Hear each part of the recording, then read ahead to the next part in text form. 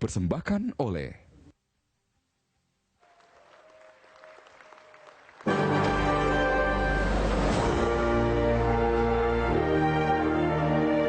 para pasangan calon dan penonton hadirin. Kini kita masuk ke sesi keempat dan ini adalah sesi yang harusnya sangat menarik karena pertanyaan yang diajukan bukan berasal dari tim panelis tetapi dari para paslon sendiri. Terbuka ruang untuk saling berargumen menjual gagasan terbaik. Yang perlu saya garis bawahi adalah tema pertanyaan harus tetap dalam koridor malam ini, yaitu tentang pembangunan sosial ekonomi untuk Jakarta yang dapat diturunkan ke masalah sosial ekonomi tentunya, transportasi, lingkungan hidup, keamanan, serta pendidikan. Moderator berhak meminta paslon mengganti pertanyaan jika dianggap tidak sesuai atau keluar dari tema yang ditetapkan oleh KPU Jakarta. Sesi ini akan dimulai dari pertanyaan salah satu pasangan calon ke calon lainnya selama 1 menit. Kemudian calon yang ditanya memiliki waktu menjawab selama 1,5 menit. Respon ini akan ditanggapi kembali oleh pasangan calon penanya selama 1 menit. Dan terakhir kembali ditanggapi oleh paslon penjawab selama 1 menit juga. Dan kita langsung saja supaya bisa menjadi lebih mudah dipahami. Kesempatan pertama saya berikan kepada paslon 1 untuk bertanya kepada paslon 2. Waktu Anda 1 menit. Silakan. Sebentar, ke paslon 2. Silakan Bu Silvi, Paslon 2 ya? paslon 1 bertanya kepada paslon kedua. Terima kasih Mbak Ira, Pak Basuki, Pak Jarod. Bapak sudah nonton film Jakarta Unfair mungkin ya?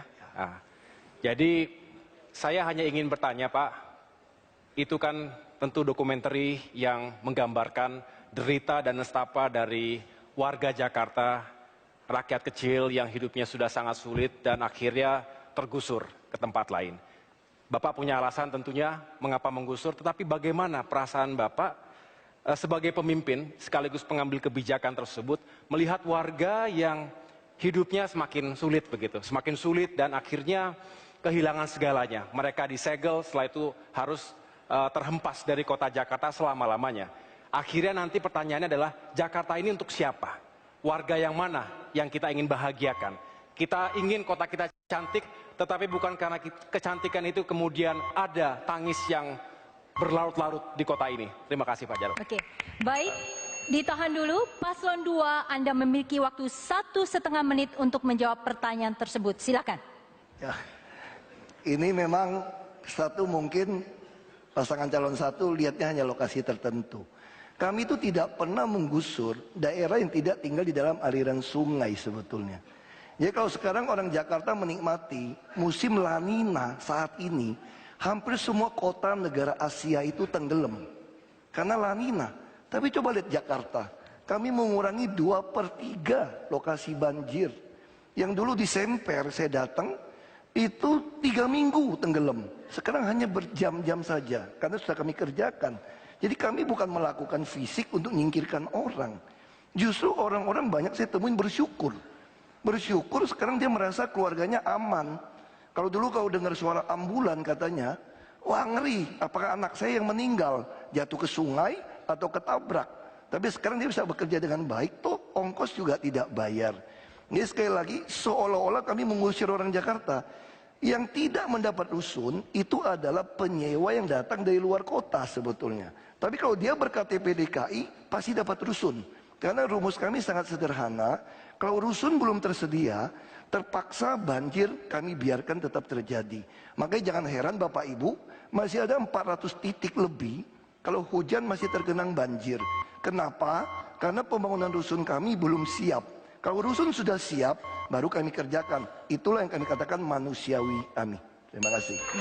Baik, kini saya berikan kembali kepada paslon 1, Pak Agus dan Bu Silvi. Giliran Anda menanggapi dalam waktu 1 menit apa yang sudah disampaikan paslon 2. Saya jadi bingung.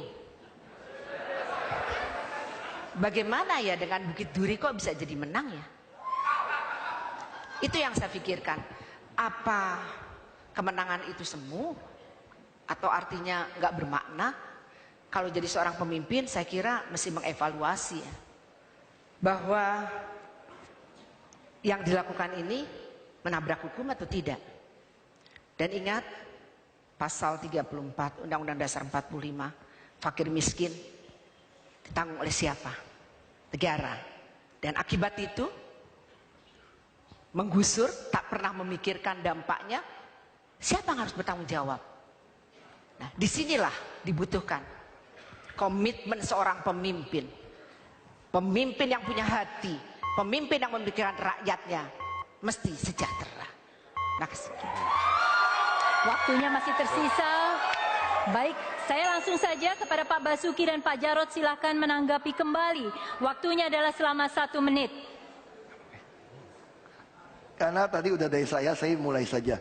Kadang-kadang kalau saya baca berita ya, Ibu Sirvi saya juga bingung. Waktu datang ke Krukut Januari dia bilang, warga harus cerdas. Kita gusur, bukan gusur, kita menata. Sementara pasangan calon gubernur bilang, kami tidak menggusur, kami tidak mau pindahkan, kita mau bikin agak rumahnya terapung. Saya nggak ngerti bagaimana sungai yang tadinya 30 meter, sekarang tinggal 5 meter, bagaimana mau dibalikin 30 meter tanpa merobohkan bangunan yang tidak layak itu. Tapi ya sudahlah, namanya juga pengen jadi gubernur kan, kita juga maklum, kan ini petahana kan. Kita juga maklum, tapi saya sangat berharap siapapun yang jadi gubernur, rakyat itu diedukasi lah. Jangan dibodohi, kita pengen menang, tapi kita menang dengan elegan, rakyatnya jadi cerdas. Saya kira itu yang kita sampaikan. Terima kasih. Baik. Para paslon dan juga penonton hadirin sekalian.